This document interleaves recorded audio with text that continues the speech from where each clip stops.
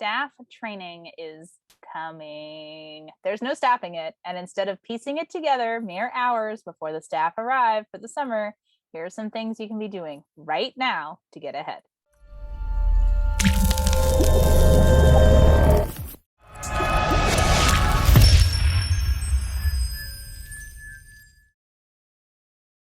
Do you ever feel like you're spending so much time at the office that you have no time left for camp? With UltraCamp, you can track attendance, manage staff applications, and streamline registration so you'll be back outside in no time. Find out more at ultracampmanagement.com/campcode. Welcome to Camp Code, a podcast brought to you by GoCamp Pro. We have created and are dedicated to this podcast because we believe that staff training is one of, if not the most important part of your job as a camp director. Staff training is what prepares your staff to care for their campers, to feel confident in their skills, to do their jobs to the best of their ability, and to learn along the way. A well thought out and intentional staff training will help you in more ways than you can imagine, and we need to help each other bring our very best. Welcome to Camp Code, everybody. This is our 103rd episode. Now that we've passed 100, I think I'm going to announce it every time I host. So this is our 103rd episode, and we're going to start off by introducing ourselves. So Ruby, if you'd like to start, please. Hey everyone, I'm Ruby Compton. I'm the Chief Exploration Officer for Ruby Outdoors. I'm a friend and supporter of camp, mostly based out of the Western North Carolina, Blue Ridge Mountains area, but do trainings all over the world. And my pronouns are she, her. Thanks, Ruby. Gab, how about you? My name is Gabrielle Rail. My pronouns are she, her, and I'm one of the camp directors at Camp Waro, an all-girls camp in the Laurentian Mountains of Quebec, Canada, and we focus on creating a positive environment for gender minorities. Thanks, Gab. And I'm Beth Allison. I'm co-owner of Camp Hacker and GoCamp Pro. My pronouns are also she, her. I am a camp consultant and a trainer in Ontario, Canada, and I love building community. So there is so very much to do as a camp professional all year round. And at this time of year, without that summer schedule where we usually know where everyone should be and what they should be doing at any given time, it can sometimes be overwhelming to figure out what we should be doing right now. So in this episode, we've got some ideas. So Ruby, let's start with you. What should camp pros be focusing on at this time of year in the middle of March? Well, I know there are some overachievers out there who are already working on their staff training schedule. I'm guessing for a lot of folks, planned staff training is on your to-do list and you haven't actually really done it because you're like, oh, it's a really giant task to do. So here's what I want to encourage you to do is to pull out your training schedule from last year and find a way to represent your training schedule where you can do movable pieces. I prefer to do this on Google Calendar. You can do this with Post-it notes. You can do it with big sheets of butcher paper. There are other apps and things that are out there where you can do visual, like jam boards, things like that. So I love a good app. Oh my gosh, right? Yes. I get too many in my world. So find whatever works for you and start with these basic pieces. Start with what are the unmovable things? Maybe that's your start time and end time for training each day. If you have meals during your training, put in that meal time and give yourself more time than you think you're going to need, especially at the beginning of training, because meals are going to take a little bit longer to get everybody all squared away with where to put stuff and, you know, all that, learning the routines. And allow yourself the ability to just like pick pieces up and move them. I found that to be really, really helpful. I did a lot of that on Google Calendar pretty much always. I would just set aside a week, create a calendar called the staff training calendar, and just be able to pick up and move those pieces and make them bigger and smaller and shorter and wider, and put in notes that I had from the previous year. And if you'll just start with that, like don't think about anything else, but just start with like giving yourself a visual representation. I think then that'll cue you to start figuring out, okay, these are the sessions I need to keep working on. These are the things I need to fill in. This is the trainer I need to hire and make sure they get scheduled to come in. But start by giving yourself a visual representation. And you can do that as a first step right now. You have the tools. I love that. And then you can start adding in all these little things like you're at a conference or you're just, you know, sitting on the bus going somewhere and an idea pops in your head. You can throw it in there somewhere. I love that. Having a place to put it all. All right, Gabs, what about you? What should people be doing right now? For me, it's so this is like ultimate reverse engineering, but for me, it's practicing journaling at night. And I would have two categories. One, good to know, and the other one, glad I did. So the reason why I'm suggesting this is that I really find that my notes from my summer really help guide me for the next year. And I've tried to journal throughout the day. That's impossible at camp. It's just it doesn't seem to work.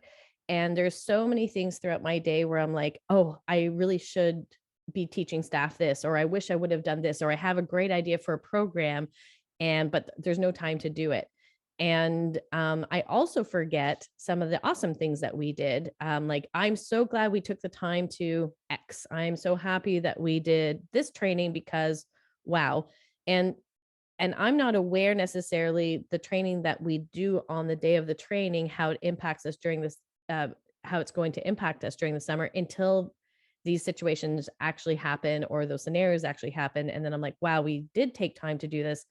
Thank goodness. And so these notes I find really, really help me. I have 1 page per day, at least, and they're small pages though, team. So don't worry about it. They're just 1 page per day or more, but I never put 2 days on 1 page is my point. And it's basically a reminder of some of the things that I wish we would have done, or let's make sure that we keep on doing. And then also I read some of my crazy notes and I'm saying, hey, I was really tired there. I need to take more naps. Where I'm like, all staff must have mints in their pocket at all time because mints are amazing. And I'm like, it's not a bad idea, but at the same time, I don't know if that's necessary and we're gonna be okay, like maybe there's some bad breath happening. And I don't know what was going on that day, but I think it also helps me see some pendulum swings, or it allows me to not pendulum swing because I'm looking at that. So practice journaling at nighttime. And I can't stay up more than 15 minutes anyways before I go to bed anywhere. I just fall asleep. So just do 15 minutes. I like it. I like it a lot. And I will tell you that having mints in your pocket is a great way to wake yourself up. It is something that causes a reaction in the body, especially after you've eaten food, to digest it and wake yourself up. So whenever I was doing first in the afternoon sessions, I always handed out mints. So maybe that's where your brain was when you made that note to yourself. I honestly think so. And but I was like, pockets, mints, everybody must have. And I was like, this is really, so some of it doesn't make sense and it's okay, but yes. All the good parts out. There you go. For me, now is the time to be doing your research. Now is the time to look into all kinds of issues that your camp could face this summer when campers arrive. So check in with your local businesses. Are they planning a street fair that you should know about, either to take staff or campers, or avoid planning things on a specific date? Is there some great special they want to highlight that you could add to your camper info package for their grownups? Like your camp will have its own ice cream flavor in the town closest to you where they might want to stop on their way to and from camp. Are there ways that you can work together to build each other up? Check with your local government. Are they planning any changes to cell coverage? Will there be construction on the highway to camp all summer long? What's their latest COVID protocol? Are they developing new plans for a dam that could affect your out tripping? Building a relationship with your local municipal government is always worth the time. What's the buzz in professional camp development? If you can attend workshops or conferences, great. If you can't, due to time or financial constraints, take a look at the session titles. Pay attention to what folks are talking about on the Summer Camp Pros Facebook page. Be aware of the free webinars that are offered by your association. Again, even if you can't attend due to time. Just knowing the buzz will tell you what you need to be paying attention to and putting some effort into. There are lots of podcasts out there. Go Camp Pro has quite a lineup these days, but there are also other podcasts out there, usually free, that are great resources where you can also multitask, like listen when you're washing the dishes or walking the dog. Figure out what books people are recommending and then pick up a few. Ask if you can interview returning staff or camper parents or social workers or teachers or professors, and ask them, how are their kids or are their students doing right now? What trends are you hearing in these conversations? What do you need to be aware of and plan for training this year? So that's what I would do, is get some research done. We'll be back with some more great tips after a word from our amazing sponsor.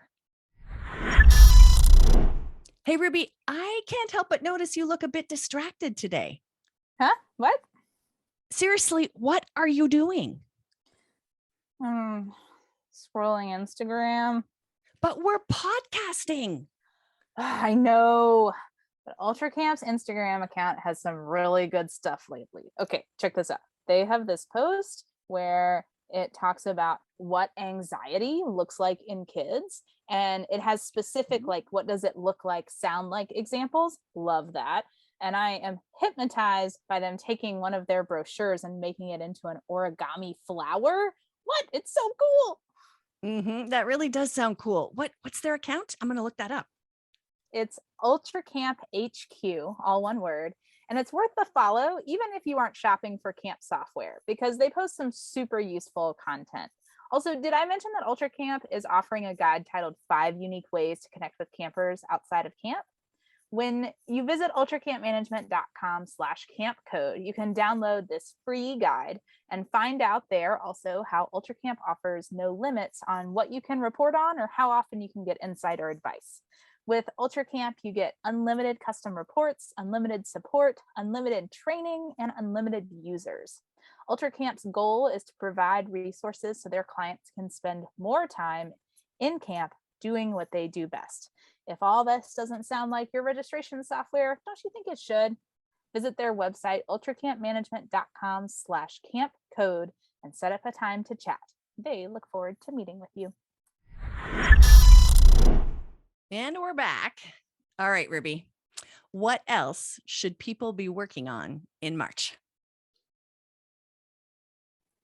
Okay, I think I have a few ideas, but I'm going to go with this one. I think if you have a end of training eval that you do with your staff, this is a great time to pull out last year's and review them and remember, what are the things that went well, what are the things that need to be better. If you're like, well, that sounds like a great idea, make one. If you don't have one, make it now. And so my end of staff training eval looked like one page, and it had basically the highlights. So any outside speakers we had come in, any specific sessions, and then categories of stuff like meals or activity time, right? So if there were, I didn't have to list out every single thing, but I gave them an opportunity and had time during training where staff sat down with this evaluation and told us what they liked about training that year, what they didn't like, how they would change it.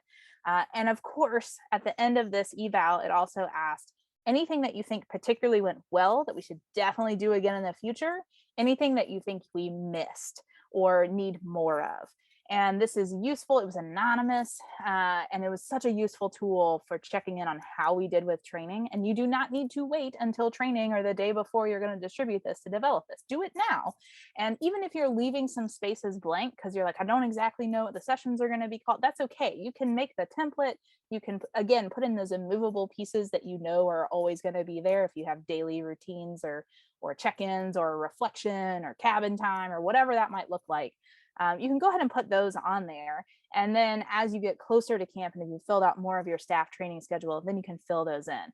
But it's the idea, if you want to have the test while you're studying for the test. So while you're planning and preparing your staff training, why don't you go ahead and have the eval form so that you know specifically what are some of the goals you're trying to accomplish and how you're going to figure out if you accomplish those things or not. So build that staff training eval, do it now.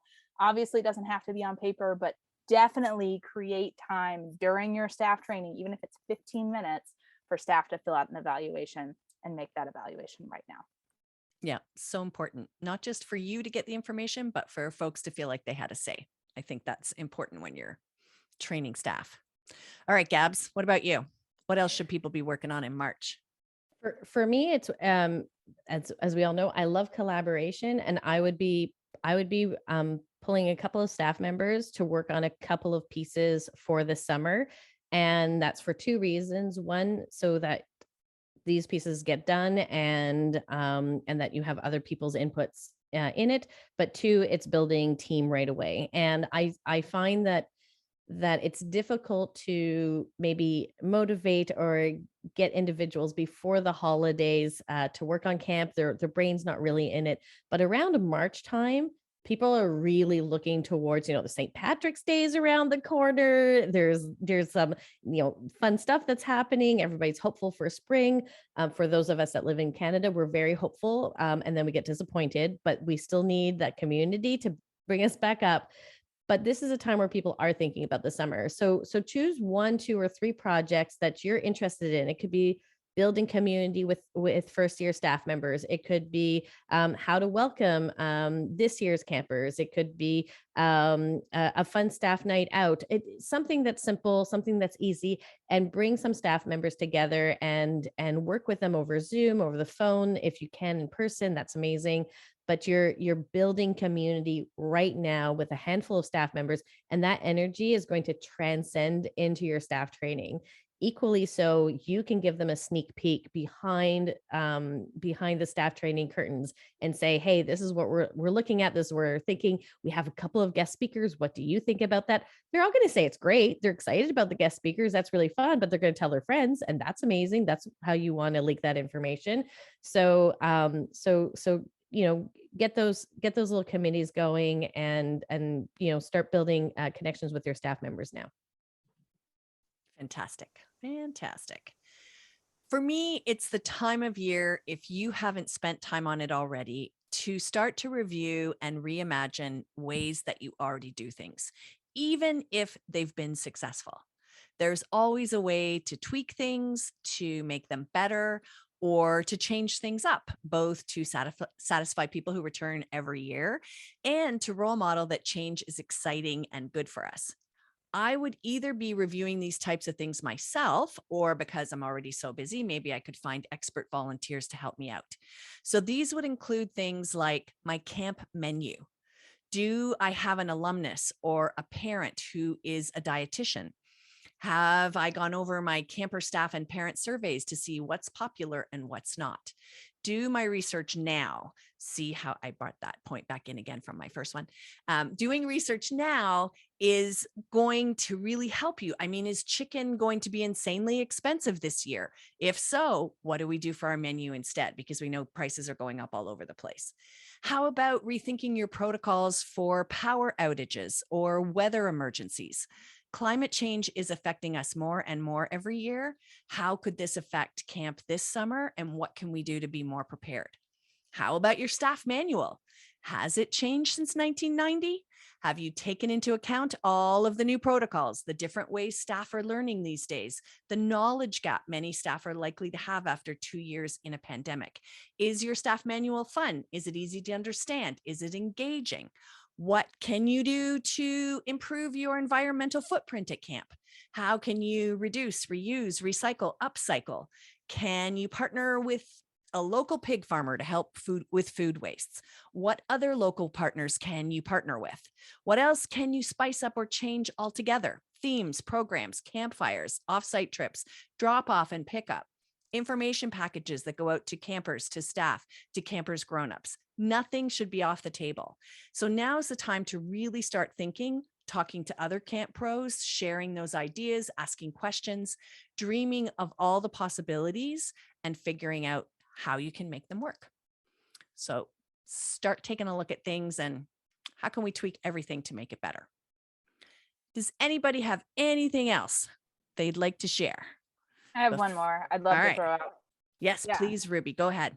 So I think now is a great time to check in on your own certifications. Or is there anything that you need to recertify? I think sometimes camp directors fall into the trap of like, oh, I'll just do it in May when everybody else is. That's a terrible time for a camp director to be trying to do certifications, or June. If you really start training in June, don't do it then. Do it early. Look around. There are probably certification courses that are offered That might even offer you a nice opportunity for a weekend away. If nothing else, even if there aren't certifications to maintain, just taking a class of some kind, I think putting yourself in the learner's shoes as you're preparing training, Brilliant. and again, just putting yourself back in that space, I think will give you some good ideas for things you want to make sure you do for training. That is really, really smart. Really smart. Anything else from you, Gab, or are you good? I have just Please go ahead. Organize. Whatever you need to organize, do it now. As Ruby said, you don't have time in May. Is it your emails? Is it your whatever? I'm like trying to think of organizing things. Anything to do with paper. Organize. Things that we maybe are like, I'll get to it tomorrow. Set yourself up for this summer so that those aren't things that you need to worry about. If you don't have already payments that you have built in monthly, make sure that those are all done. Anything to make your life easier, but certainly organizing your things, just try to get that done as soon as possible. Smart. And one little last tip from me before we move to our recap: work a little bit every day building staff relationships long before summer comes. Create a nice plan for yourself to reach out to your folks at least weekly, either through Instagram or Twitter or TikTok or emails or handwritten notes or audio messages or videos or phone calls, whatever you've got. But do all that you can right now to begin building those relationships, that trust, which is going to be so important for staff training, and those shared experiences. Your summer self will thank you that you have not left it until staff training to start building those relationships that your people will find so important this summer. All right, Gabrielle, it's recap time, please. Recap time. What do you need to do this summer right now so that you feel awesome for this summer? Well, let's start with Beth's suggestion of research. Now, when she said research, I was like, where to start? But of course, she gave us a list. Your local area, what's going on with them, find out. Conferences, podcasts. You can do podcasts and multitask. Interview parents, teachers, staff. I love this idea because staff members also really like proof. So if you're like, we interviewed blah, blah, blah, blah, blah, this is what they're saying, blah, blah, blah, blah, blah. It's not just coming from you, blah, blah, blah, blah, blah. Trust, I think this is going to help. Also, when you're planning staff training, let's do something visual. I love that, Ruby. I love buying those markers that you can write on your windows if you have big windows and write it out, and start with the unmovables where I don't usually know where to start. Ruby's suggesting the unmovables, such as meals and sleep and et cetera, et cetera. Also, Ruby's suggesting, hey, when some people say that was last year's news, well, actually, she means it in a good way. Last year's news is good for this year's news because it helps inform you on what we can tweak, what we can change. And that's also going a little bit with what I was talking about with journaling at night. It's keeping a record of your experiences, your thoughts, and what are some of the adjustments that you want to make for the following year. That's such a great tool. And when we're looking at the following year, we're looking at our staff members and creating that group and creating that community. And I like to do that by having some wonderful committees created so that they can help me start planning for the summer. And that's really to start building connections with our staff members. And Beth has taken it to another level of saying, let's up our game with those connections with those staff members. You can use Instagram, you can use actual personal notes to handwrite to your staff members, but up so that they're feeling already a strong connection to the organization that they're going to be spending their summer with.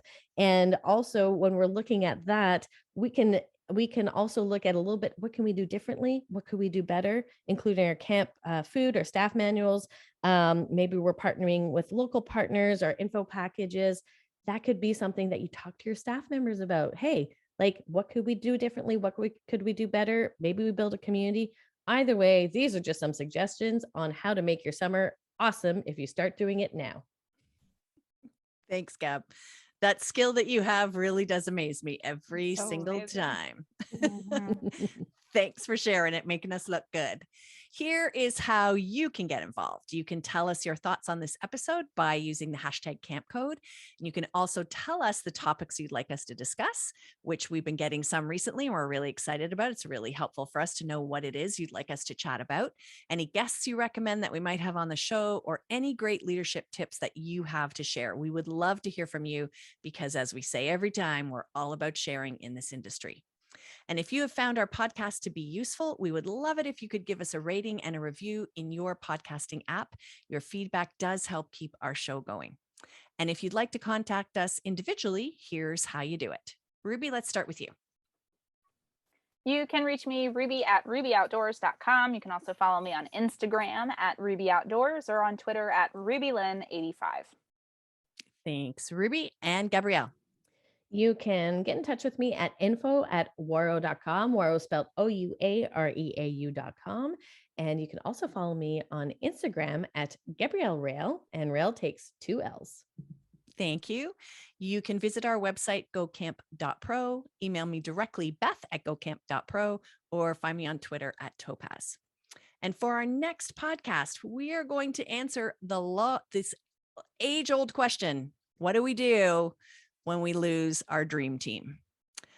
Our final segment on each podcast is a best practice for leadership training, and we would love to hear some of your memorable moments or most effective tips, and you can tell us what they are using that hashtag camp code. But this week, our best practice comes from Ruby. Okay, my best practice, I'm going to tell you a concept and then we're going to apply it to camp. So I heard this on another podcast, and I've been a terrible podcast host. I did not look up who it is, so I'll try to do that to make sure it's in the show notes. But there's a lady who is like a professional organizer, and you can hire her to come help you get stuff organized. And she has what's called the Sunday basket. And there is a basket that lives in her house that, like, as bills come in, or like just like stuff that needs to be taken care of, but isn't like urgent, but needs to be taken care of, sometime soon. It goes in the Sunday basket. And then every Sunday she goes through and empties the basket and deals with all the things. And so I've used this personally as an idea that if we sometimes, like, you just want to knock out a task, but sometimes you do not have time to do so. And so it's really nice to know I have this time blocked off later that I know I'm going to take care of all those little maintenance-y sort of life things. And so that's where all those tasks are going to go. And I've set aside this time to take care of it. So it's nice for those things to have a place to go, that paper trail, but also a time. So it's kind of 2 components. I think this can be used at work as well. You could have a quote unquote Sunday basket or Friday basket or Monday morning basket, you choose, whatever. But just that place where you're like, this is a task that it requires some effort, but it's not right now. And then the thing that I will tell you is, if you keep finding stuff in the Sunday basket over and over and over again because you keep not doing it, it's time to delegate or delete that task. So that's something to pay attention to as well. I've also done this as like a folder, just like a file folder, that stuff that I'm working on in a given week, that it all goes there so that my desk looks tidy and I don't have paper everywhere, which anyone who has ever worked with me knows my desk is always ridiculous. But anytime I try to do better, that I kind of use this like Sunday basket idea of that I'll collect all the stuff I'm working on and put it in a folder so that it's tidy. So when I come in the morning, it's not overwhelming. And I can open up that folder and spit all the papers out again. But all of that stuff just isn't that visual clutter. So think about the idea of the Sunday basket and how you can incorporate it in your workflow or at home. Thanks, Ruby. I love that. And I think it could be a great tool for camp staff as well. Like, as a whole staff, you have your Sunday basket, or whatever day of the week it is, of tasks that you just don't have time to deal with and aren't necessary for the day. And then when you all sit down together and say, okay, this needs to get done. Who's going to do this? Who's going to do that? Who's going to do that? Could be a great way to look at it. I love that. Thank you for sharing that with us. All right. Camp Code is part of the Go Camp Pro podcast network, and you can check out all of our other podcasts at gocamp.pro/podcasts. There are amazing people there with very wise advice, so look them up and give them a listen. And in fact, Ruby, why don't you tell us about what you have listened to most recently? Today, I want to invite you to check out the Fundraising at Camp podcast.